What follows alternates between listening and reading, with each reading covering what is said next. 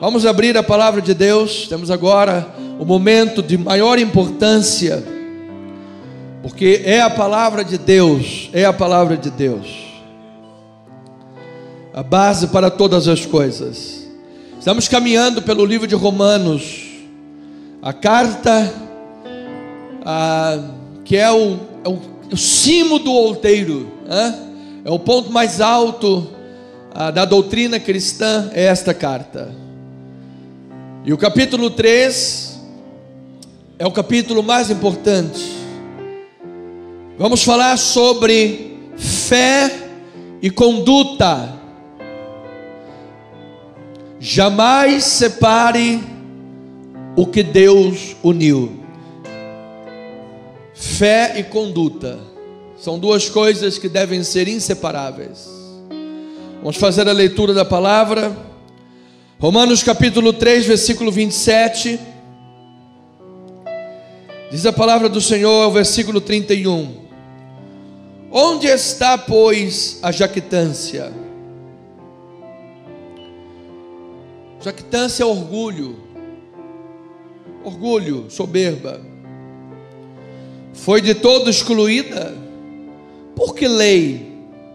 Das obras? Não, pelo contrário, pela lei da fé. Concluímos, pois, que o homem é justificado pela fé, independentemente das obras da lei. É porventura Deus somente dos judeus? Não. Não é também dos gentios? Sim, também dos gentios. Diga aí glória a Deus por isso. Ele é o teu Deus também, meu amado. Gentios são, entenda por gentio, todas as nações que não têm sangue judeu nas veias. Deus é de todos, todas as raças. Visto que Deus é um só, o qual justificará por fé o circunciso e mediante a fé o incircunciso. Anulamos, pois, a lei pela fé? Não, de maneira nenhuma. Antes, confirmamos a lei. Pastor, que texto é esse? O que vai sair daí? Será que não era melhor trazer uma autoajuda aqui para o altar do que um texto difícil desse? Amado, a menor palavra de Deus é mais importante do que qualquer cultura deste mundo. Fique com a Bíblia. Vamos ouvir o que Deus vai falar. Vamos orar. Pai amado e bendito, obrigado pela revelação da Tua palavra. Obrigado pela iluminação dos olhos. Pai, estávamos perdidos, desgarrados, estávamos no mundo, mas aprove o Senhor nos trazer para a Tua obra. Aprove o Senhor transformar a nossa vida. Aprove o Senhor fazer de nós uma nova criatura.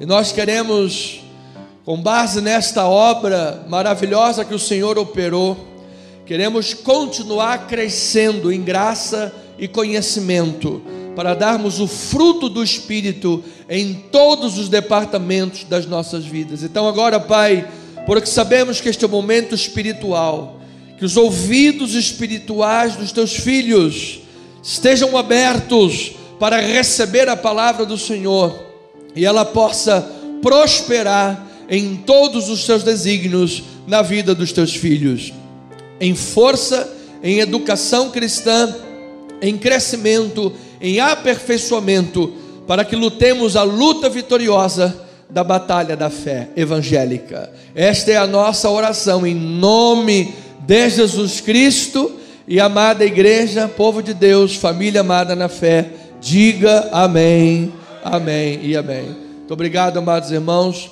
Louvado seja Deus pelas vossas vidas, em nome de Jesus.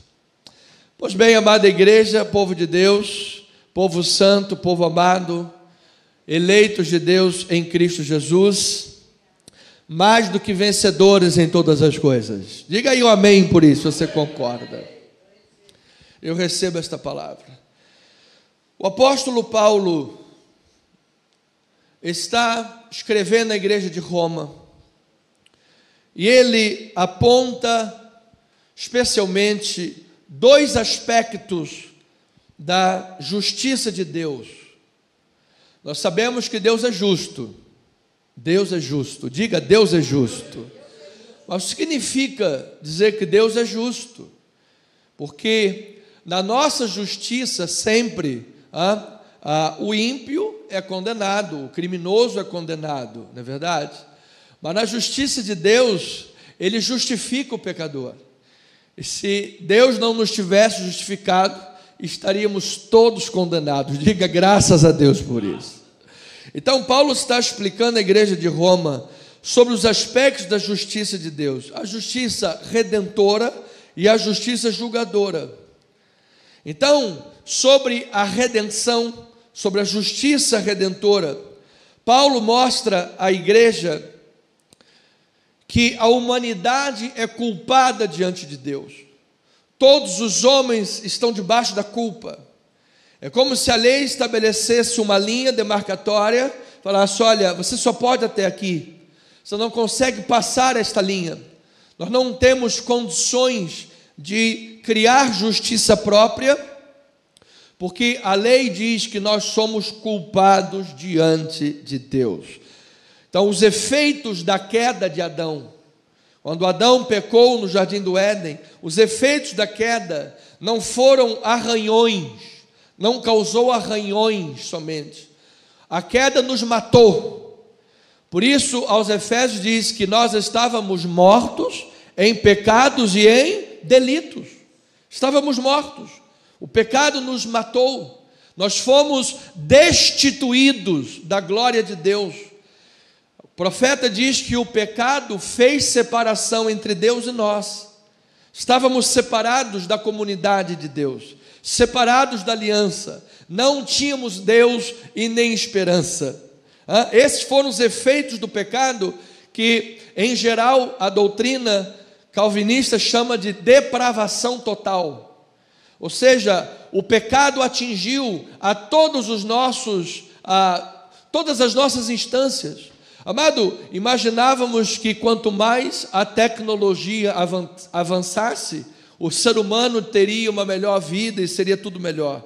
Só que o homem faz o avião e usa o avião para a guerra. O ser humano avança na tecnologia para enriquecer urânio e fazer bomba e matar as pessoas. Quantos milhões de dólares todos os anos se investem em armas, em armamento, com tanta gente passando fome no mundo, com tanta gente necessitada. É verdade? Então este é o sentido da depravação total que atingiu a nossa capacidade, inclusive cognitiva.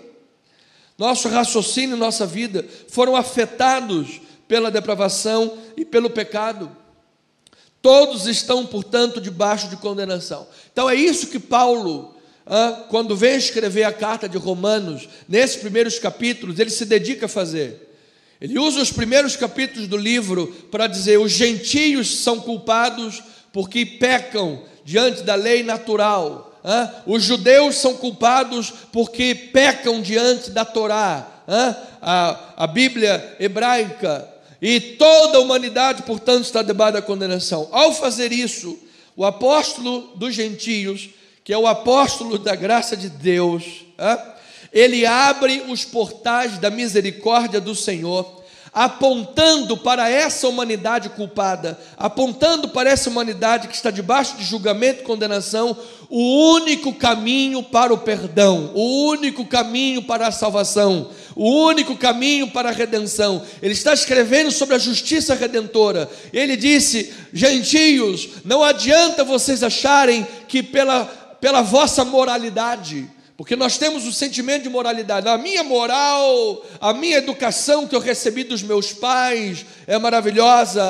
E Paulo disse: olha, gentios, não adianta vocês confiarem na vossa moralidade, porque ela está condenada pelo pecado. Judeus, não adianta vocês confiarem na Torá, na lei, porque vocês tropeçam no mandamento. Vocês também estão debaixo da culpa.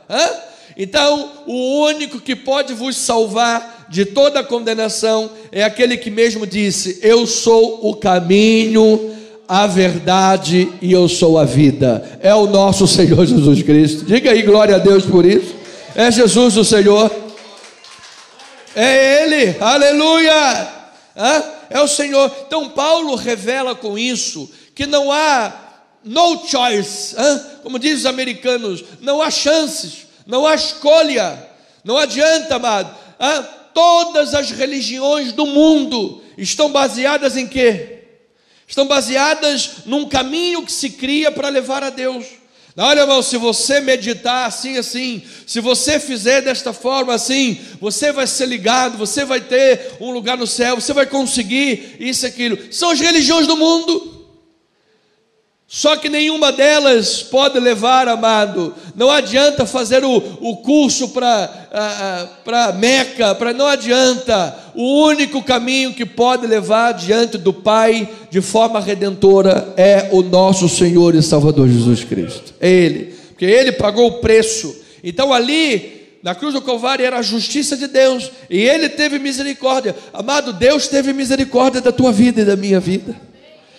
Diga graças a Deus por isso. Então eu posso declarar o seguinte: onde abundou o pecado, superabundou a graça de Deus. Pastor, mas o senhor não sabe o que eu fiz na minha vida. Pastor, eu fui um terrível pecador, aconteci e fiz. O apóstolo Paulo também foi um terrível pecador.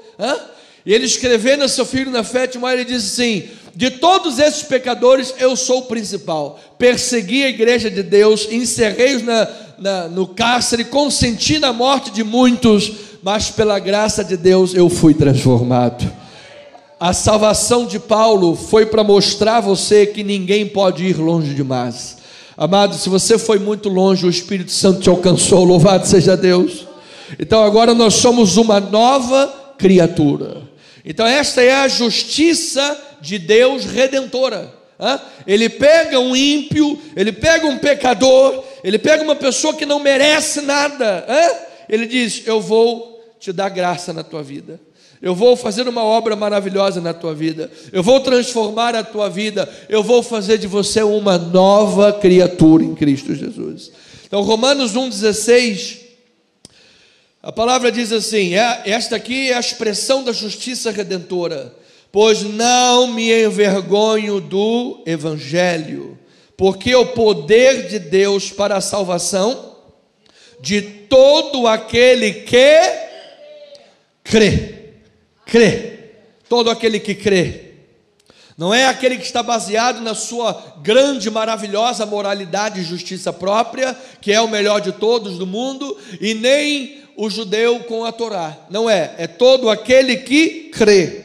Primeiro do judeu e também do grego, ou seja, aquele que não tem sangue israelita. Visto que a justiça de Deus se revela no Evangelho, de fé em fé, como está escrito: o justo viverá por fé. Então, amado, se você começou a tua vida espiritual pela fé, é de fé em fé. Não adianta começar pela fé e depois você achar que vai ser justificado por obras. Não adianta começar pela fé e achar que vai ser justificado pela moralidade. Você é justificado pela fé, e pela fé em Cristo Jesus eu declaro que até o último dia e suspiro da nossa vida nós estaremos na presença de Deus, o nosso Senhor, e que ninguém vai te arrancar da presença de Deus, amado. O Espírito de Deus está na tua vida, glória a Deus por isso. Então esta é a obra redentora de Cristo. Mas Paulo também lembra que Paulo fala sobre a justiça julgadora.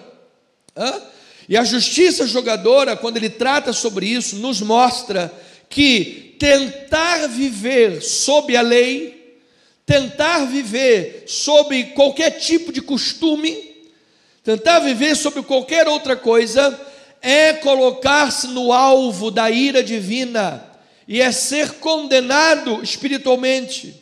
Por quê, amado? Porque a lei, a religião, jamais aperfeiçoou alguém. Jamais. E por que jamais aperfeiçoou? Tantas regras, pastor, eram 613 mandamentos. O cara praticamente não podia nem respirar, se a lei não sabe, respira. Sabe? Como é que com tanto mandamento assim não conseguiu justificar ninguém? Porque a lei não transformava o coração. A lei não transforma o coração de ninguém. Amado, não adianta a pessoa entrar aqui na igreja e eu disser para ela: não corta o cabelo, não bota roupa justa, não faça isso, não pinta as unhas, você vai parecer com a Jezabel, não faça isso, aquilo. Não adianta eu estabelecer um monte de regras, porque essas regras não vão transformar o coração. Mas se Deus transforma o coração de um indivíduo, esse indivíduo naturalmente já sabe o que é lícito e o que não é lícito. Uma mulher de Deus não vai sair por aí se vestindo, mostrando lá um pedacinho, não sei que da onde, sabe? Ou então, do lado de fora, o homem não vai ficar aí se sensualizando na rua, sabe? Que é um cristão, você é um homem de Deus, você é uma mulher de Deus, você sabe, amar. O Espírito Santo já começa a acusar. A gente começa a fazer algo errado, o Espírito Santo já começa a dizer: olha, meu filho, você está errando. Então, em Romanos 2, versículo 5, agora olha o que Paulo fala dentro do aspecto da justiça julgadora.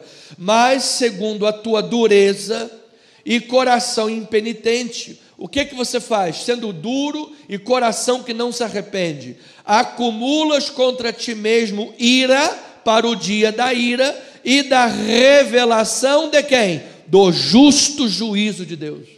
Primeiro, Paulo disse que a justiça de Deus se revela onde? No Evangelho. A justiça redentora que salva de Deus se revela no Evangelho para quem? Para todo aquele que crê.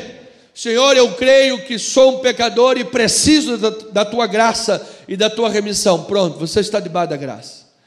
Agora, não, esse negócio aí de evangelho, de receber uma justiça que alguém me der, alguém tem que me dar a justiça, Jesus tem que me dar a justiça dele, para Deus me aceitar no céu. Não, eu vou fazer o meu caminho próprio, eu sou um homem muito bom, eu sou uma pessoa muito boa, é a minha justiça própria, eu vou viver pela lei, eu vou viver pela religião, eu vou viver qualquer outra coisa que seja. Segundo a dureza do teu coração impenitente, você está acumulando ira para o dia do justo juízo de Deus que será revelado. No choice, não há outro caminho. Capítulo 3, versículo 19, diz Paulo: ora, sabemos que tudo que a lei diz aos que vivem sob a lei, o diz para que se cale toda a boca e todo mundo seja culpável diante de Deus, visto que ninguém será justificado diante dele por obras da lei, em razão de que pela lei vem o quê? O pleno conhecimento do pecado. Pleno conhecimento do pecado. A lei só revela o pecado. Mas agora, sem lei, graças a Deus por isso. Aqueles que estão debaixo da graça de Deus, diga graças a Deus por isso. Sem lei, se manifestou a justiça de Deus. Olha aí, testemunhada pela lei e pelos profetas. O que os profetas lá atrás estavam fazendo era testemunhando a justiça de Deus que seria revelada em Cristo. Por quê? Porque toda a Bíblia é cristocêntrica. Cristo é o centro da Bíblia Sagrada. Tudo aponta para Cristo. Os cordeiros que eram imolados apontavam para o Cordeiro de Deus que seria imolado na cruz do Calvário. Então eles estavam testemunhando o Evangelho. E quando o Evangelho em pessoa chegou, e o Evangelho se fez carne, e vimos a sua glória, glória como do unigênito do Pai, João Batista disse: eis o Cordeiro de Deus que tira o pecado do mundo. Olha, amado, não tem frase melhor, amado, não tem coisa melhor do que saber disso. Louvado seja o Senhor. Então, sem lei, se manifestou a justiça de Deus, testemunhada pela lei dos profetas. Justiça de Deus mediante a fé em Jesus Cristo para todos e sobre todos os que creem, porque não há distinção, pois todos pecaram e todos carecem de quem?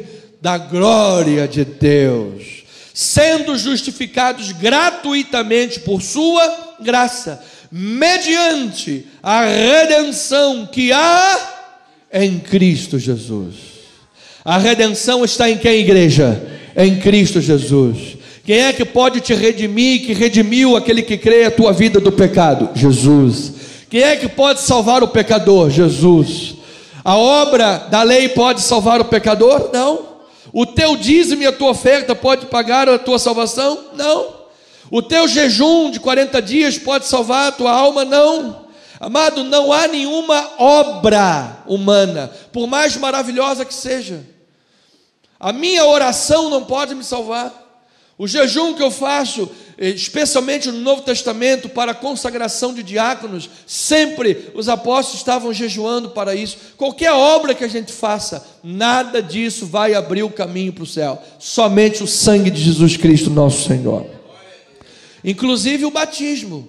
Se a pessoa se batizar, olha pastor, eu quero me batizar nas águas, mas se a conversão dela não foi legítima, vai descer um pecador seco nas águas e vai se levantar um pecador molhado.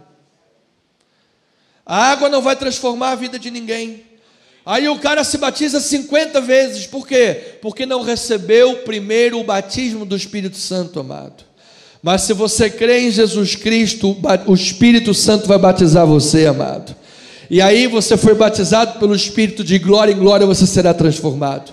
Aí você publicamente, o que Deus fez lá dentro, você se batiza publicamente dizendo, olha, eu sou um salvo em Cristo Jesus. Essa é a prática neotestamentária. Pastor, eu vou aqui ceiar agora, vou pegar o pão e o vinho, porque se eu participar da ceia do Senhor, eu sei que terei um lugar à mesa do Cordeiro. Pelo contrário, você pode estar ceando para ter o julgamento, pior ainda. Se você não foi convertido por Jesus, amado, não adianta pegar o pão e o fruto da vide. Mas se você é uma ovelha de Jesus, de coração arrependido, eu vou dizer uma coisa, participar da ceia pode trazer saúde para o teu corpo, amado. Participar da ceia pode trazer força para a tua alma, amado. Porque você está em comunhão com Jesus Cristo. E todo aquele que tem comunhão com Jesus Cristo é cabeça nesta terra. Todo aquele que tem comunhão com Jesus Cristo é um abençoado. Então eu declaro, amado, você é um abençoado em Cristo Jesus. Diga, eu recebo esta palavra. Por quê? Porque a redenção que há em Cristo Jesus chegou até nós. Justificação é maior do que perdão. Perdão é dizer assim, olha, você é um criminoso, mas eu te perdoo. Isso é perdão. Justificação é diferente. Você foi justificado. Uma falta justificada no trabalho, está justificada. É como dizer assim, não, você nunca cometeu crime nenhum. Isso é justificação. Quando Deus olha para você, é como se você nunca tivesse cometido pecado nenhum. Ele vê a justiça de Cristo sobre a tua vida, amado. Oh, diga glória a Deus por isso, amado. Então, Romanos capítulo 3, que é o texto que temos estudado as últimas semanas, é o capítulo considerado pelos teólogos, a maioria, como talvez o capítulo mais importante da Bíblia Sagrada. Mais importante da Bíblia Sagrada. Porque aqui nós entendemos sobre a justificação, que não é um processo. Amado, todas as religiões do mundo, você está ouvindo o que o pastor está dizendo? Todas as religiões do mundo estão baseadas em justificação por processo. Você está num processo de justificação, amado. A justificação não é um processo, a justificação é um ato declaratório de Deus. O dia que você recebeu Jesus, imediatamente você foi justificado diante do Senhor. O processo na vida do cristão é outro, é o processo de santificação. Esse é um processo. Nós estamos em constante processo de santificação. Então, aquele que recebeu o ato declaratório da justificação, ele tem que produzir o processo da santificação. Por isso, Augusto Nicodemos diz, olha, se você vive a semana inteira sem ler a Bíblia, você vive a semana inteira sem ter comunhão com as coisas do Senhor, você está na carne. Está na carne. Mas se você busca essa comunhão com Deus, meu amado, isso é fruto da graça maravilhosa do Senhor na tua vida.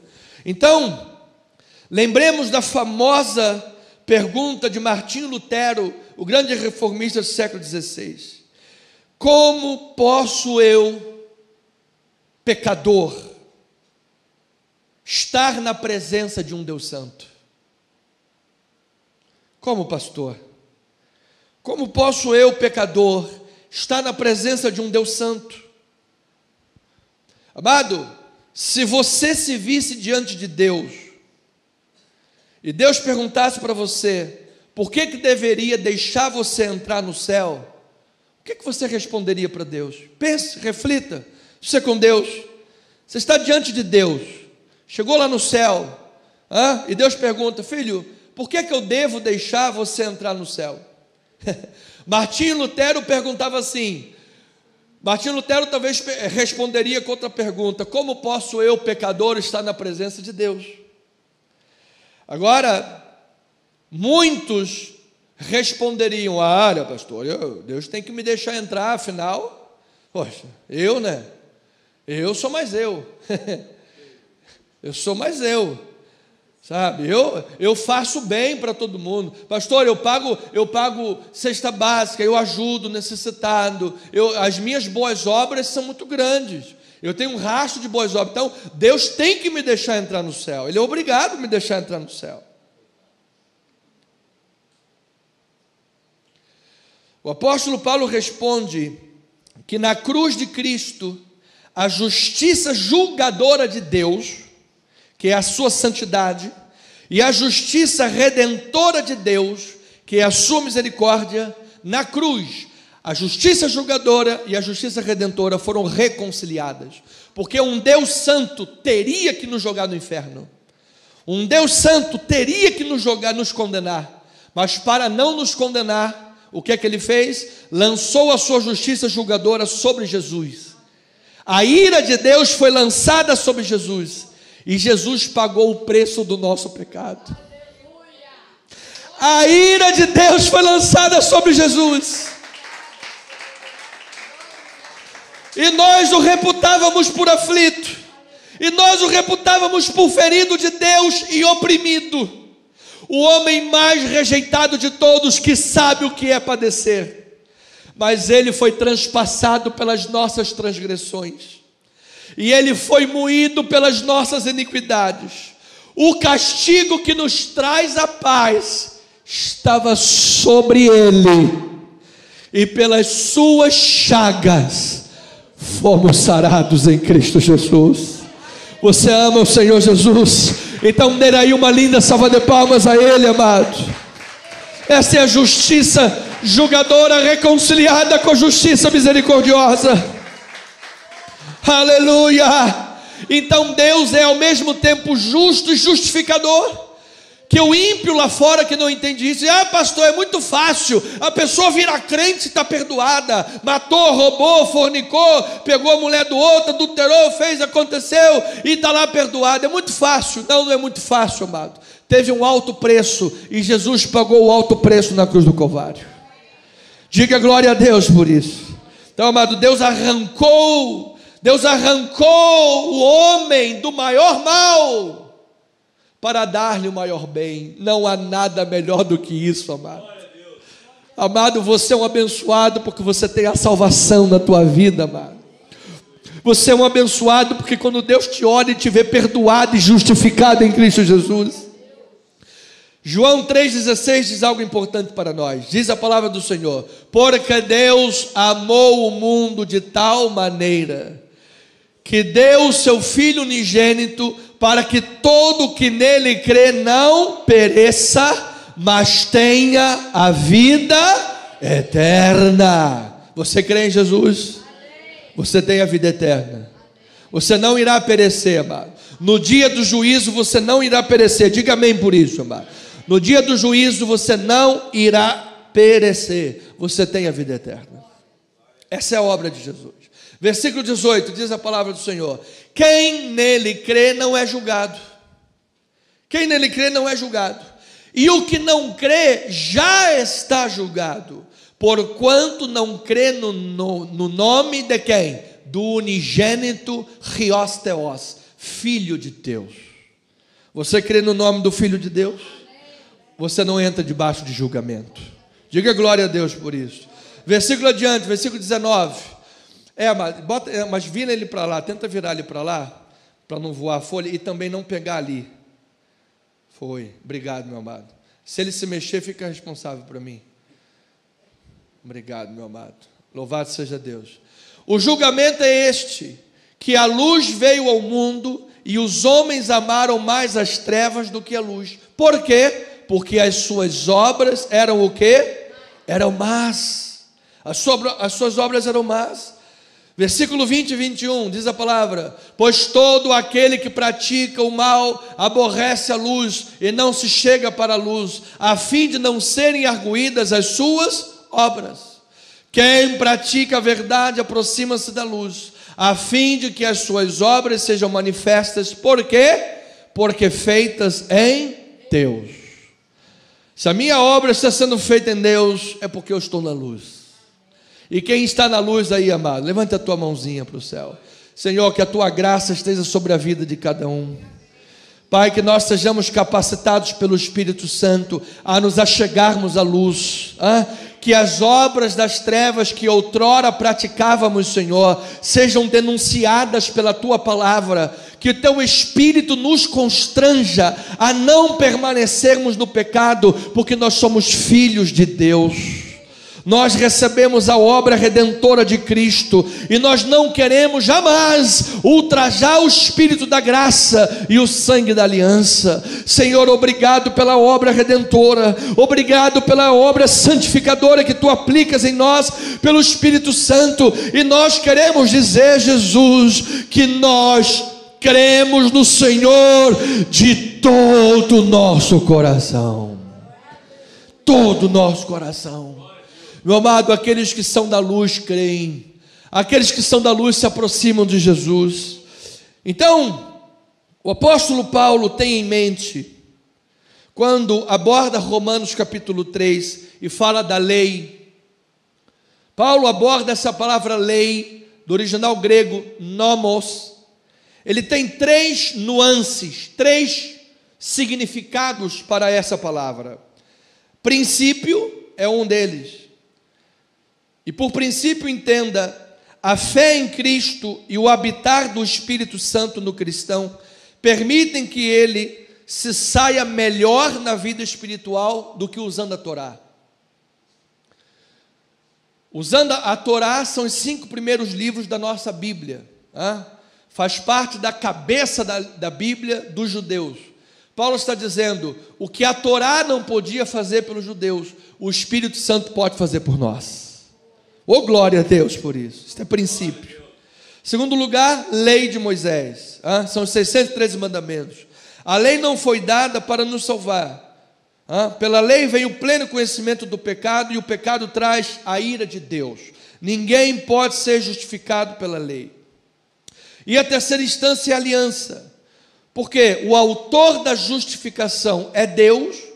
A causa meritória da justificação é o sacrifício substitutivo de Cristo Jesus, e portanto a aliança se manterá até o final. Por quê? Porque não depende de mim, não depende de você, a aliança depende de Jesus. Você sabe por que a nossa aliança não será quebrada? Porque Deus é fiel. Porque se dependesse de você, você iria quebrar essa aliança. Se dependesse de nós, a aliança estaria quebrada. Mas pela graça de Deus, Deus é fiel e permanece, amado. Oh Deus, obrigado. Então, a respeito do princípio, que é a fé em Cristo e a habitação do Espírito, que permite que nós sejamos capacitados para agradar a Deus, capítulo 3, versículo 31, diz a palavra, 3:31, anulamos, pois, a lei pela fé? Não. De maneira nenhuma. Antes, o que nós fazemos? Confirmamos a lei. O que Paulo está dizendo, amado? Está dizendo que pela ação da fé em Cristo Jesus, pela ação do Espírito Santo em nós, o Espírito nos capacita, confirmando a lei. Mas confirmando a lei em que sentido? Você imagine que a lei tem 613 mandamentos, correto? E a lei de Moisés, como é que Moisés trouxe a lei? Qual foi a forma que Moisés trouxe a lei? Trouxe em mandamentos. Mandamento 1, 2, 3, 4, 5. A lei de Deus, pela forma de mandamentos, não deu certo. Ela só mostrou o pecado e não deu certo. Agora Paulo diz que a fé confirma a lei, mas não confirma a lei na forma de apresentar a lei, confirma o conteúdo da lei, o que a lei queria fazer, mas não conseguiu por ser apresentada em mandamentos. A fé consegue. Por quê? Porque não é por mandamentos, é pela ação do Espírito Santo.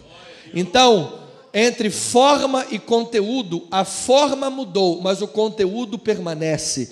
Por isso, como cristão, você não vai adulterar em nome de Jesus. Como cristão, você não vai dar falso testemunho. Como cristão, amado, você não vai mentir. Diga amém por isso. Aquele que furtava, não furte mais. Aquele que andava nos caminhos do mundo, agora você vai andar nos caminhos do Senhor. Por quê? Porque a graça de Deus é capacitadora sobre nós. Então, a lei foi dada para nos mostrar que nós somos pecadores. A lei, em sua forma de apresentação, ela só serviu para mostrar que somos pecadores. É como essa luz que está aqui.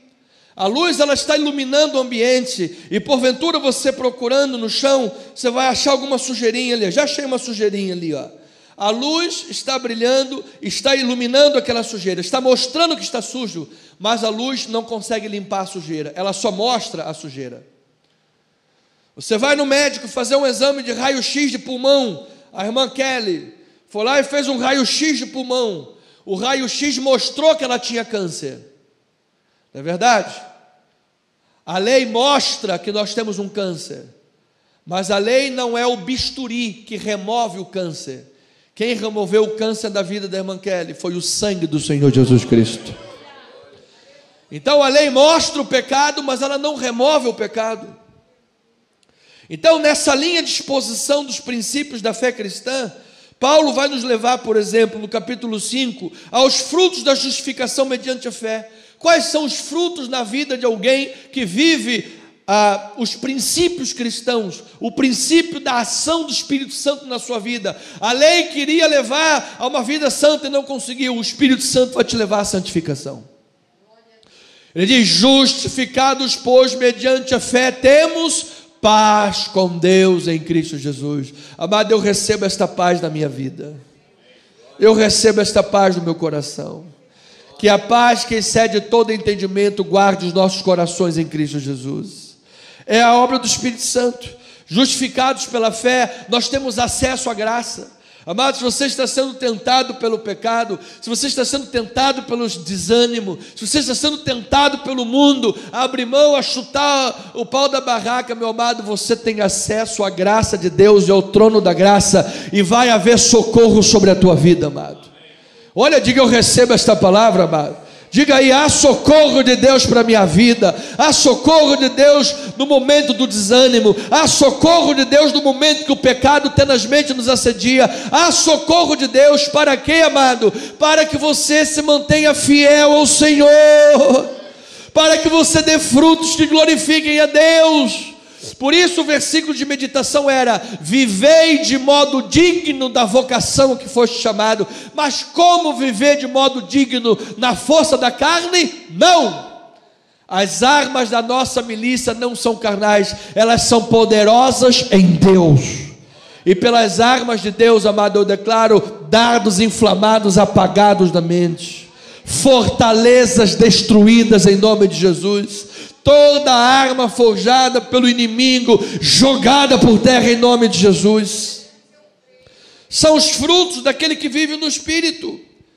Pois Paulo mostra no capítulo 8 o ponto mais alto da esperança cristã. Qual é, pastor? Aquilo que nós só podemos receber em Cristo Jesus. O que é, pastor? Obra completa. Amado, só o Espírito pode fazer uma obra completa na nossa vida. Como dizem os irmãos, ele faz barba, cabelo e bigode. Louvado seja o Senhor.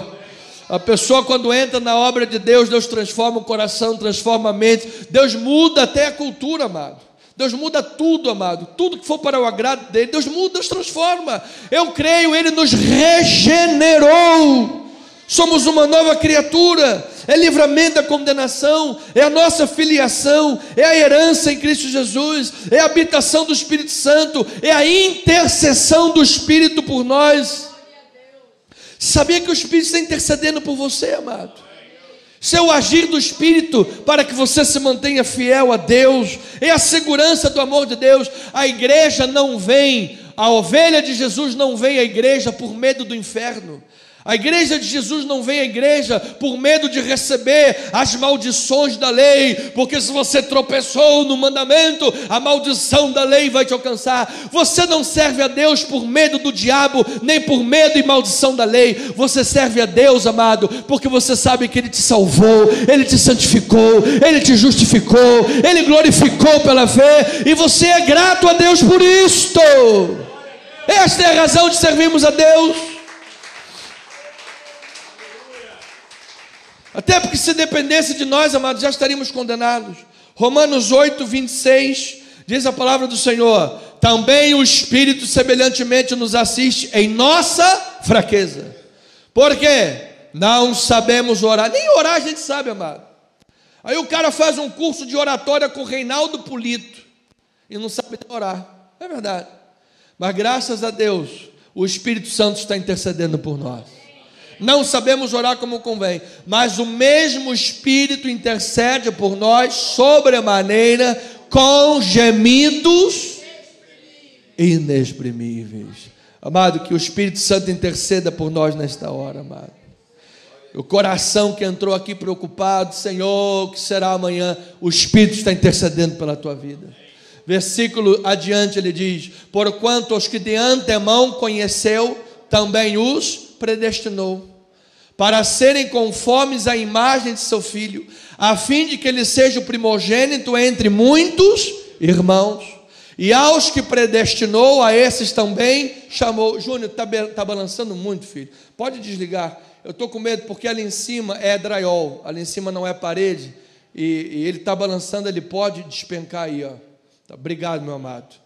Aos que de antemão chamou, a esses também justificou. E aos que justificou, a esses também glorificou. Versículo 31, vamos lá. Que diremos, pois, à vista destas coisas? Se Deus é por nós. Mas você está crendo nisso de verdade? Você crê que Deus é por nós, amado? Você crê que Deus está no controle da tua vida? Aos que de antemão conheceu, Ele também chamou, justificou, predestinou. À vista destas coisas, o que a gente vai dizer? Deus é por nós. Deus é por nós. Versículo 36, diz a palavra: como está escrito, por amor de ti somos entregues à morte o dia todo, fomos considerados como ovelhas para o matadouro.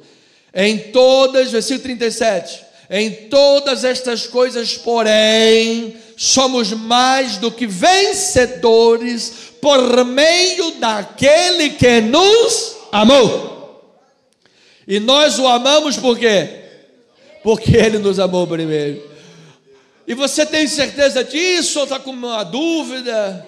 A gente pode ter certeza, pastor, dessas coisas? Claro! Olha o que Paulo falou: porque eu estou bem certo de que nem a morte, nem a vida, nem os anjos, nem os principados, nem as coisas do presente, nem do porvir, nem os poderes, nem a altura, nem a profundidade, nem qualquer outra criatura poderá separar-nos do amor de Deus que está em quem? Cristo Jesus, nosso Senhor. Nosso Senhor. Nosso Senhor.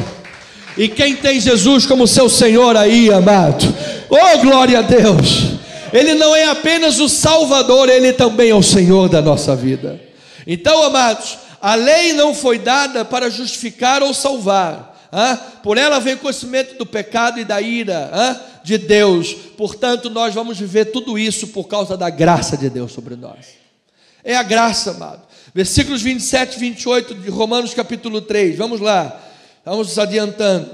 Onde, pois, a jactância? Cadê o orgulho? Se é pela graça. Se é pela graça, não tem orgulho.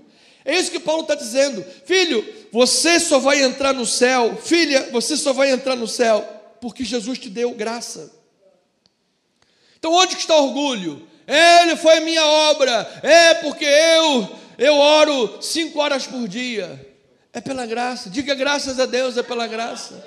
Então Paulo está pegando, fazendo a diatribe, que era um tipo de escritura do primeiro século. Paulo levanta a bola e ele mesmo corta. Não tem no vôlei, o cara levanta a bola e ele mesmo corta. É o que Paulo está fazendo, está levantando a bola da pergunta, onde pois está a jactância? E ele vai lá e corta. Plá! Foi de todo excluída. Levanta a bola, da lei, das obras? Pá! Não, pelo contrário, pela lei da fé. Versículo 28, ele diz: concluímos, pois, que o homem é justificado pela fé, independentemente de quem? Das obras da lei. Então, amado irmão, a lei suscita a ira, a lei suscita a jactância, a lei suscita o orgulho, tanto diante de Deus quanto diante dos homens. E o orgulho do indivíduo diante de Deus por suas obras é um beco sem saídas. Há no nosso país religiões que pregam que sem caridade não há salvação. Isso vai gerar orgulho, vai gerar jactância, e injusto também, porque nesse caso os ricos teriam mais acesso a favores do que os pobres, ou as pessoas que têm limitações, deficientes físicos, teriam prejudicado aquele que não tem. Então falou, nem por um jeito, nem pelo outro, é pela fé, porque fé todos podem ter. Diga glória a Deus por isso. Então, amado, o orgulho diante de Deus é um beco sem saídas. Por quê? Porque essa atitude de arrogância ou vai te afastar de Deus, ou vai te levar para a ira e para a queda. A soberba precede a ruína. Então, amado, entenda, é pela graça. Diga, é pela graça, não é pela lei. E é a graça de Deus que vai te dar a capacidade de viver os princípios da graça de Deus. E aí, quando você estiver vivendo os princípios das boas obras, do amor, do serviço, você não vai ter jactância, porque você vai dizer, eu só estou conseguindo isso porque é pela graça. Eu só estou conseguindo servir porque é pela graça. Porque se Deus tirar a mão de cima de mim, amado, se Deus tirar a mão de contenção do meu coração pecaminoso, vira um pitbull pecando de todo lado. Não é verdade? Mas Deus está no controle da tua vida, meu amado. Eu declaro que até o último suspiro da nossa vida nós estaremos na santa presença de Deus. Romanos 3, 29 e 30, e Paulo vai fundamentando esse pensamento. Olha lá, é porventura Deus somente dos judeus? Não, é também dos gentios? Sim, também dos gentios, visto que Deus é o quê? Um só, o qual justificará por fé o incircunciso, e mediante a fé o incircunciso. Essa questão de fé, o circunciso e o incircunciso, é apenas um jogo de palavras do grego, mas é a mesma coisa. O mérito de Deus para justificar é a fé, né? O método de Deus é a fé, não existe outro, é por meio da fé que Paulo traz a justificação. Então essa justificação está arraigada em quê, pastor? Está arraigada de todo mundo, de todas as nações, está arraigada no monoteísmo. Monoteísmo é Deus é único, Deus é um só, Pai, Filho e Espírito Santo. Ele é 3 em 1, Ele é único. Nós não temos outros deuses. Amado, você só tem um Deus na sua vida, sim ou não? Quem é o Deus da tua vida? É Jesus Cristo. Nós não adoramos outro Deus. Então, a justificação de todas as nações está baseada exatamente no monoteísmo pregado pelos judeus. Naquela época que Abraão trouxe o monoteísmo, e a Estela de Mermeptah, que é uma prova arqueológica mais antiga que prova a história do povo judeu, quando Abraão trouxe essa fé, aquilo era incomum, porque o mundo tinha muitos deuses, e nós herdamos esta palavra da fé, Deus é um, como filhos de Abraão, louvado seja o Senhor. Está arraigado neste pensamento, porque isso significa que o único Deus está unindo toda a humanidade com base na justificação pela fé. Por isso não há mais espaço para a lei. A lei dividia a humanidade, a justificação pela fé une a humanidade. Por quê? Porque apenas uma nação na terra podia alegar ter direito à lei de Moisés, que era a nação judia. Só eles poderiam alegar, a lei é nossa, foi dada por Moisés. Mas a fé veio por intermédio do pai da fé, Abraão, antes da lei, e pela fé nós somos filhos de Abraão, amado. Pela fé você é filho de Abraão. Oh, amém, glória a Deus.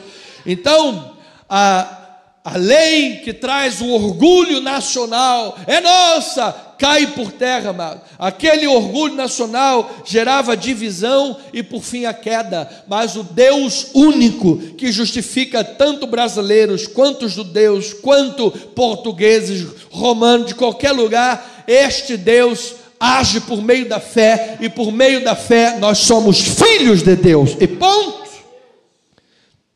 E ponto. Terceiro lugar, Deus é um Deus de aliança. Tem o corinho que nós cantamos na igreja: Deus de aliança, Deus de promessa, Deus que não é homem para mentir. Amado, você permanece de pé na presença de Deus, porque Deus é um Deus de aliança. Você vai permanecer em nome de Jesus, dando bons frutos e vivendo os princípios da fé, porque Deus é um Deus de aliança. Pastor, mas se eu resolver agora sair aqui da igreja e pular o sambinha da garrafa e a dança do cachorrão e o banho de espuma que está muito legal, Deus vai te disciplinar, corrigir e açoitar. Simples. A minha pergunta é: você quer viver debaixo de correção, disciplina e açoite? Ou você quer desfrutar de bênçãos da parte de Deus na tua vida, amado? Eu declaro bênçãos na tua vida, amado. Então, Deus é o autor da justificação e o garantidor desta aliança. Romanos 3, 25 e 26, diz a palavra do Senhor, olha lá: a quem Deus propôs no seu sangue como a propiciação mediante a fé, para manifestar a sua justiça, por ter Deus, na sua tolerância, deixado impunes os pecados anteriormente cometidos, tendo em vista a manifestação da sua justiça no tempo presente, para Ele mesmo ser justo e o justificador daquele que tem fé em Jesus. Então, amado, levante assim a tua mãozinha e diga: Deus é justo e justificador. A minha confiança está nele. Está nele, a minha confiança está nesse Deus de aliança. Ele é o justo e é o justificador. Então, ovelhinha amada, nesses minutos que nos restam, em Romanos 3 e 4, Paulo está trazendo aqui claramente duas alianças em questão: a aliança abraâmica e a aliança mosaica. E elas estão em tensão, elas estão em atrito. E a aliança abraâmica, que foi a aliança de Deus com Abraão, ela antecipou o evangelho trazido por Jesus.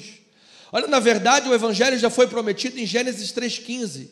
Foi o proto-evangelho, onde Deus declarou da boca de Deus que a serpente iria alcançar o calcanhar de Jesus, mas Jesus iria cravar-lhe na cabeça a cruz. Louvado seja o Senhor. Na cruz do Calvário, a serpente foi no calcanhar de Jesus, mas foi na cruz que Satanás foi desarticulado. Esta é a graça de Deus. Esta era a aliança. E então no capítulo 12 ele chamou Abraão, o pai da fé. Esta aliança abraâmica contrasta com a lei de Moisés, e Abraão vem 400 anos antes da lei de Moisés.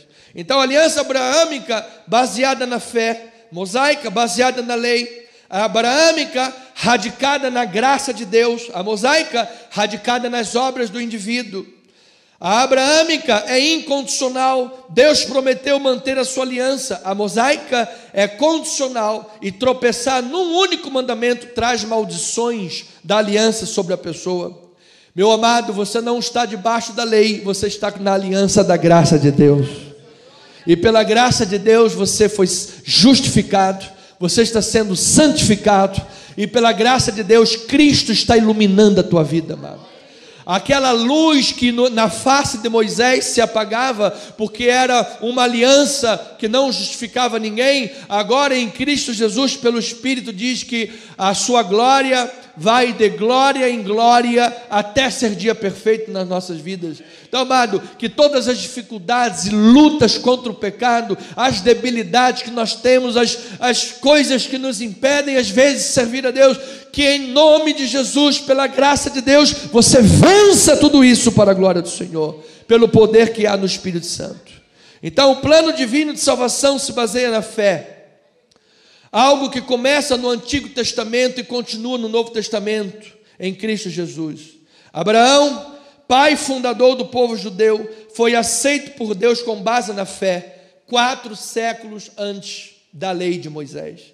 Você não será aceito diante de Deus, nem pelos méritos das tuas boas obras, porque quem te mantém nas boas obras é o Espírito Santo. Você não será aceito diante de Deus pelas obras da lei, porque a lei só mostra o pecado, ela mostra o pecado, ela é o raio-x que mostra o câncer, mas ela não cura. Mas você será aceito diante de Deus pelo poder da fé e ação do Espírito Santo, se você crê na justiça de Cristo sobre você. E quem crê em Jesus, diga amém do seu lugar. Romanos 4, 18 a 22 diz a palavra: Abraão, esperando contra esperança, creu, para vir ser pai de muitas nações, segundo lhe fora dito, assim será a tua descendência.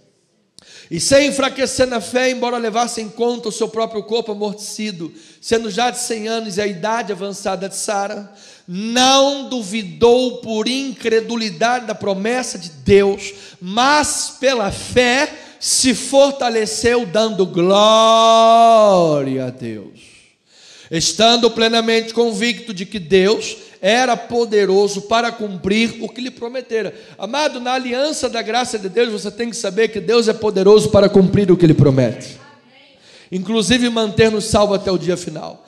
Estando plenamente convicto, ele era poderoso. Versículo 22, pelo que isso lhe foi também imputado para a justiça. Ou seja, esta fé lhe foi imputada para a justiça. Então, por meio da fé em Cristo Jesus, eu declaro a imputação de justiça sobre nós.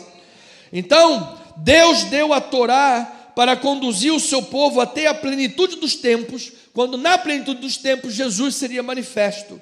Jesus é a última revelação de Deus. Amados, Deus só tem um método para salvar o seu povo, e é pela graça mediante a fé na pessoa, vida e obra de nosso Senhor Jesus Cristo. Se você confiar em Jesus, a obra será feita na tua vida, amado. Se você confiar em Jesus e colocar a tua vida nas mãos dele, as boas obras serão manifestas através de você.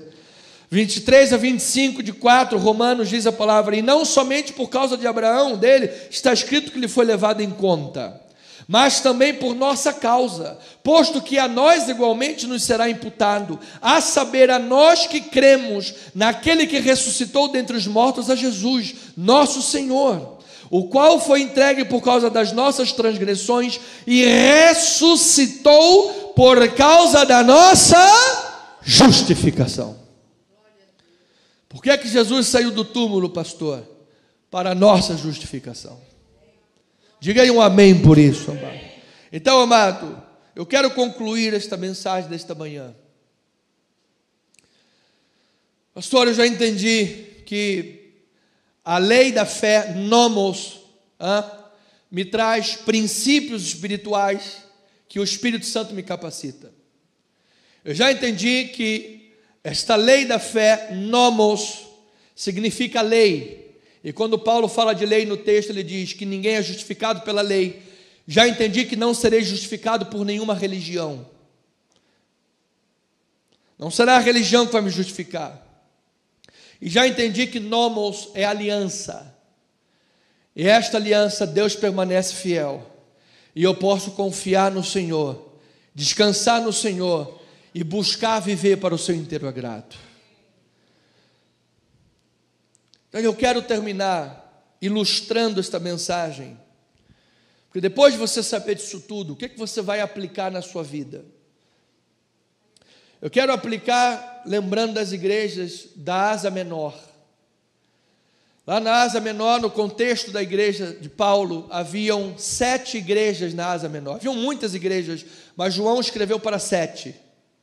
O que ele estava dizendo? Na verdade, eu não estou escrevendo só para essas 7. Eu estou escrevendo para todas as igrejas em todos os tempos até a consumação dos séculos. Era para você e era para mim. Quando nós olhamos para essas cartas, entendemos o seguinte: a igreja de Éfeso era elogiada por Deus pela sua fidelidade doutrinária, pela perseverança na tribulação e pela sua capacidade de sofrer pelo Evangelho e de resistir às heresias que se levantavam.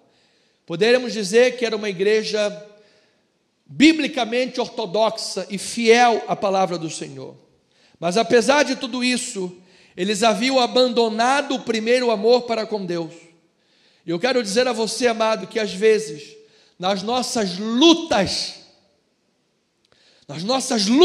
da vida e lutas da obra de Deus, às vezes perdemos a sensibilidade e colocamos as coisas no piloto automático. Eu quero dizer a você, não sirva a Deus no piloto automático. Não sirva a Deus baseado apenas no pensamento, não, mas eu estou sobre uma doutrina coerente. Não. Coloca coração na tua vida. Reaviva o primeiro amor que você tem em Cristo Jesus. Porque Deus conhece. Deus conhece a tua vida. Diga amém por isso. Olha, Deus não tem uma opinião a nosso respeito. Deus tem o diagnóstico. Ele tem o diagnóstico. Então, você, como dizia Jonathan Edwards, nós precisamos ter luz na cabeça e fogo no coração. Entenda que só ter luz na cabeça e não ter fogo no coração nos levaria ao racionalismo estéril, a uma vida fria. Porém, só querer ter fogo no coração e não ter luz na cabeça nos levaria ao misticismo histérico, com o qual nós vemos grande parte da religião em nosso país. Nós precisamos de luz na cabeça, doutrina e Bíblia, e nós precisamos ter fogo em nosso coração. Nós não podemos separar jamais o que Deus uniu. Deus uniu ortodoxia com piedade. Deus uniu doutrina com a vida. Deus uniu teologia com a ética. Deus uniu credo com a sua conduta. Se você diz que crê numa coisa, mas a tua conduta diz outra, você é falso, você é hipócrita e você não é evangélico. O teu credo e a tua conduta precisam estar encaminhando em linha. E Apocalipse 2, 4 e 5 diz a palavra: tenho, porém, contra ti, que abandonaste o teu primeiro amor. Lembra-te, pois, de onde caíste, arrepende-te e volta à prática das primeiras obras. Senão, eu venho a ti e moverei do teu lugar o teu candeeiro, caso não te arrependas. Ele está dizendo, eu moverei todo o mover da minha vida, porque ele anda no meio do candeeiro. Ele vai mover, pastora, pode fazer um fundo musical para nós terminarmos. Ele vai mover do lugar o teu candeeiro. Então que nesta hora, amado, nós tenhamos luz na mente e fogo em nosso coração. Ouça o que o pastor vai lhe dizer. A igreja de Éfeso tinha doutrina, mas não tinha amor. Não, só os músicos por enquanto. A igreja de Éfeso tinha doutrina, mas não tinha amor. Já a igreja de Tiatira tinha amor, mas não tinha doutrina. E ambas foram repreendidas. Amado,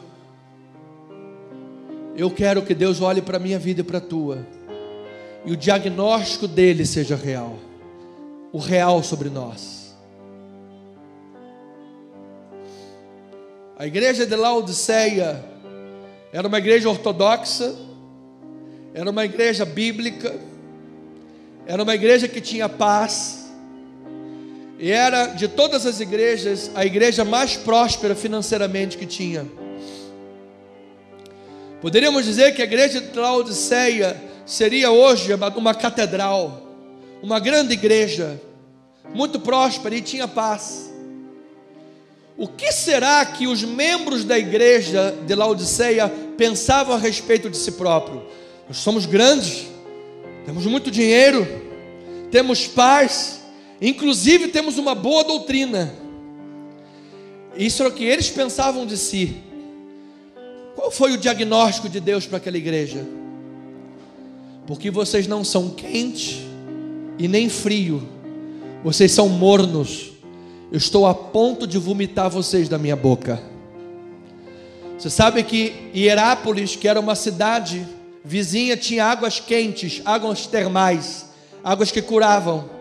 E Colossos, vizinho de Laodiceia também, tinham águas frias, que também eram águas terapêuticas. E Deus falou: você, Laodiceia, que está no meio, nem água quente e nem água fria, tua água é morna, não serve para nada. Eu estou a ponto de te vomitar da minha boca. Éfeso, vocês têm doutrina, têm perseverança e batalham contra as heresias, mas abandonaram o primeiro amor. Tiatira, vocês têm muito amor, têm muitas boas obras, ajuda todo mundo, uma igreja muito acolhedora, faz de tudo, amor, amor, amor, amor. Mas vocês têm uma teologia coach em cima do altar. Vocês têm uma teologia mentirosa em cima do altar. Eu tenho isso contra vocês. Não interessa o que você pensa de si próprio. Não interessa o que eu penso de mim. Não interessa o que as pessoas dizem a meu respeito. Jesus não tem uma opinião. Jesus tem o diagnóstico. E se Jesus passar no meio da nossa igreja hoje, aqui, qual será o diagnóstico de Deus a nosso respeito? Será que somos quentes? Temos evangelizado? Temos falado de Jesus? Temos levado o evangelho adiante? Temos servido a Deus como era no primeiro amor? Toda a teologia que o Espírito Santo nos capacita para nos manter na boa obra tem que fazer diferença na tua vida, amado. Porque se você não viver esta palavra, você é morno. E que Deus nos livre da mornidão. Que nós sejamos quentes para Jesus. Pai, obrigado por esta manhã. Nós estamos aqui, como disse Paulo, inclusive na base teológica da mensagem para esta manhã, havia uma sugestão de tema. A sugestão era: nenhum orgulho diante de Deus. Pois queremos estar aqui, Pai, sem nenhum orgulho diante de Ti. Não é pela obra, não é pela minha moral, é pela graça de Deus. Mas que esta graça, se é real e verdadeira, porque a fé é verdadeira, sejamos capacitados a ter uma vida quente e não morna, para vivermos para o Teu inteiro agrado. Ó Pai, que esta manhã há pessoas aqui que não confessaram seus pecados, estão carregando pecados, estão pesados diante dos seus ombros. Confesse diante de Deus, amado. Confesse diante de Deus os teus pecados. Não guarde, não leve, não carregue seus pecados. Isto é teologia, isto é Bíblia. Você quer mais o quê? Eu quero que o diagnóstico de Jesus olhe para mim e para nós e diga: eu me agrado de Ti, Filho amado. Em nome de Jesus.